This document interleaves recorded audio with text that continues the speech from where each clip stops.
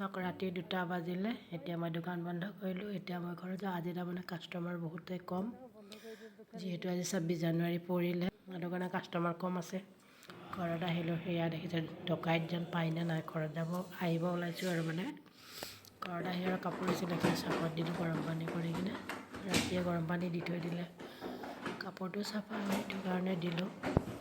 লগতে আৰু ভৰি হাতখিনি ধুই আহি কিনে চাফত দিয়া হ'ল যেতিয়া এতিয়া কাপ আকৌ চাহ খাব ল'লোঁ যিহেতু মোৰ দোকানত চাহ একাপ খোৱা নহ'ল দোকানত চাহখিনি আকৌ ঘৰতে লৈ আহি ঘৰত খালোঁ আৰু বহুত মিঠা হৈছে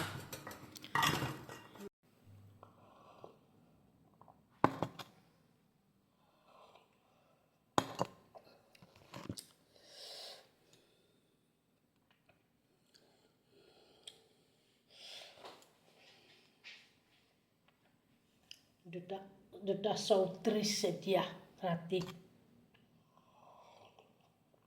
আহি ঘৰ পালোঁ দোকানত চাহ খাব নহ'ল এতিয়া ঘৰত চাহ একাপ খাই দিলোঁ